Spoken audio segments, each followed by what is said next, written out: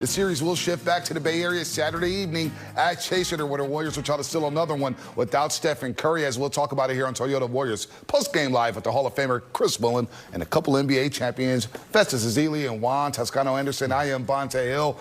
And it got off to a rocky start for the Golden State Warriors. The T-Wolves scored the first 13 points of the game, and the Warriors, Fezzi, don't get a bucket until nearly 5 minutes into the first quarter. I mean, Bonte, this game tonight was not really about the Warriors trying to win. They did their job already. They already split, got a win in Minnesota, got the home court advantage. And now without Steph Curry, Steve Kerr's job is trying to figure out what lineup is going to work the best. He went 14 deep today, played 14 guys over the course of the game, trying to get guys going, trying to figure out who's going to be the good lineup, who's going to give them an offensive punch. One thing I will say that was a good thing after this game is Jonathan Kuminga came out, had 18 big points, really showed that he can be the offensive spark off the bench. I thought TJD, big fella, did a great job, but Steve Kerr is going to have to figure out a way to get Jimmy Butler going because he has to be the fulcrum for this team moving forward. Not only Jimmy Butler, but some of the other guys as well, Brandon Podziemski and Moses Moody, JTA. Absolutely. Look, this offense is basically predicated around Steph Curry, and it has been since he's been a part of Golden State's organization. So, you know what? Losing Steph was a big blow, but as Fezzi said, TJD and JK, they came into the game, found a rhythm, and those are two guys who have not been in the rotation. So I thought that was a silver lining from the game tonight, because I mean, it was a tough game for the guys. Molly, we talked about Minnesota's cold shooting for the three-point line, 12 of 76 the last two games. Tonight they go 16 of 47, and you hope there's no carryover effect. There's a lot of guys on that T-Wolves roster got a lot of great looks from the perimeter. Yeah, and pre-game, Steve Kerr was talking about the #1 defense in the league since Jimmy Butler has arrived. And tonight, the T-Wolves, as you said, Bonte, they got loose from three. They score 117. They shoot over 50% from the field and 43% from the three. So they got their offense going. But, they got off to a 13-0 start. And then Steve Kerr, went deep, and he played 14 guys. So he tried every combination of players, but couldn't really find any traction. And I thought, as Faye said, they got the split, which is what they needed. But to try and steal tonight's game, they needed a big, huge game from Jimmy Butler. That was not there. Draymond was lackluster offensively. Buddy Hield was okay. So no one really had that big game to keep it close. And once they built that 22-point lead, the Warriors made a few runs. They cut it to 7 at one point, and then they went right back to double figures. So, I don't think the T-Wolves are playing great basketball, but you said the concern would be, for me, Anthony Edwards looks a little out of sorts. Statistically, he did okay, but if he wakes up, then all of a sudden, they got some guys. Julius Randle had a really good game. The first time he scored 20 in 6 games against the Warriors. So you got to concern yourself that they find their rhythm when they get here to San Francisco. Fezzi, 65-58 midway through the third quarter. Warriors going on a run there. Then the turnovers and then shot clock violations really did them in as the T-Wolves ended the third quarter on a 20-7 run. Well, with no Steph Curry, it means you don't have the offensive punch. You're losing about 30 points a game. So with that, you can't afford turnovers. The Warriors had what? How many turnovers they had today? 20.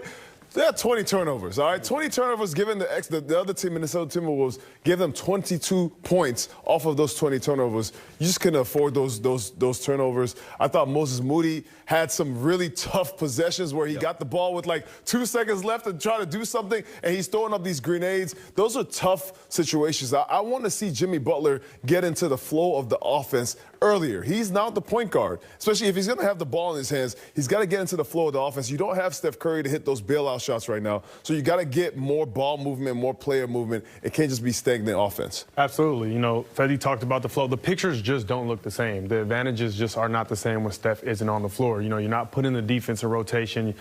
A lot of these guys aren't attracting 2 defenders to the ball as Steph Curry is. So, we're not getting the 3-on or the 4-on-3 advantages and things like that. So guys are catching the ball and, with a defender on them, with a grenade. So it makes shots tough. Yeah, Moses Moody, 2 air balls there during that third quarter run by the T-Wolves, and that's where they blew the game back open there at the end of the third quarter, and it was all T-Wolves in the fourth. But one guy who may have earned himself some minutes moving forward is Jonathan Kuminga. There we go, Bonte. 4 DNPs so far in the playoffs. Around here. I'm ready for you to yell Eric Congo. Look at this move right here on Anthony Edwards. He has that in his arsenal. I think people forget about that. A little midi from 10 feet out, 18 points, 8 of 11 from the floor, 1 of 3 from the three-point line. Started rebounding in the second half. All 5 of those rebounds, Fezzi, came in the second half. I know y'all call me glass half full Fezzi. I get it. But, Bonte, this is a move that can really help the Warriors. This game was not really about winning. It was about getting your bench, getting your role players involved. Eric Congo was in the building. I can't wait till later to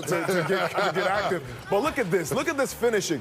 This is the X factor. Jonathan Kuminga has the athleticism. He has the ability to make shots. He can be that punch that can get you over the hump. I absolutely think he can be that punch, and I think he can be that punch, especially in the non-Steph minutes. He puts so much pressure on the defense, getting downhill, putting pressure on the rim and drawing defenders.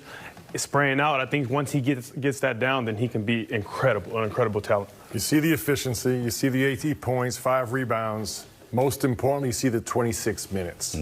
So if a guy plays 5 minutes, I get it's the playoffs, but you cannot judge a player in 5 minutes, okay? You're going to micro manage every single thing he does.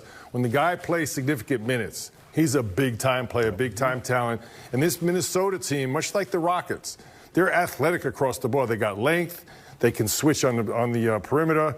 You think about Naz Reid, McDaniels, Walker. These guys are big-time athletes. They're very switchable on defense. They're long and offensively. They can spread the floor. Tonight, JT, you mentioned they were getting to the paint consistently. So, the point of attack defense is so important against this team. JK can help there too. I want to put it in context. Okay, so Buddy Hield last game struggles in the first half. Comes in the second half, and he goes crazy from the three-point line, really pushes the Warriors over the hump to win the game. Jonathan Kuminga has not gotten the minutes to be able to show what he has. He's been a little bit off of rhythm, and with due cause. He was out of the rotation. He didn't play in the play-in tournament, didn't play both games, didn't play the first round, really. So now this is a chance for Steve Kerr to really have JK back in the fold, to get him, get some rhythm, get some confidence. The talent is there. He can score, he can defend. You just got to get him going and get him really bought in back in the system. Yeah, he's definitely going to play in Game 3. There's no doubt about that without Stephen Curry. And another guy who found some rhythm and got some confidence was Trace Jackson-Davis.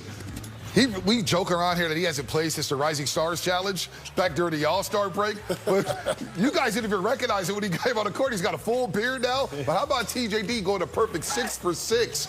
How about your big there, Fezzi? 15 points and 6 rebounds in 19 minutes. Big fella. Look at him. Look with the full beard. Last time I saw TJD, he had a fresh face. I think he might have started growing this beard the last time he was playing consistently. But TJD is another guy who is an athlete. Yep. He's another guy who can give you this finishing around the rim. You worry about rebounding when you're going against a big Minnesota Timberwolves team. They're #1 in offensive rebounding in the playoffs so far. Tonight, the Warriors out-rebound them again. Rebounded 42-39. The Warriors do it. So they're taking care of that part. The bench is doing their part. TJD came in and brought a spark. They were able to cut it down to 7 when they were up 20. It would be different if the Warriors start off the game with some energy, with some punch like they did in the second half. Absolutely. Look, TJD, I think he's a pro's pro. I think these were incredible minutes from him tonight. Obviously, in a loss, everything gets downplayed, so you don't really see the impact that he's having. But I think it goes to show how deep this team is and how deep they can be. Willie, is there any carryover for Jonathan Kuminga and TJD taking this game, Game 2, into Game number 3 at Chase Center? No question. It's all about confidence, and that's what it's. JK had a great game, especially after not playing a bunch of games in a row, so that's good for him. TJD, same thing. He came in, as JT said, he always stays ready. He had statistically a great game, but I thought the impact was there. And you hear this talk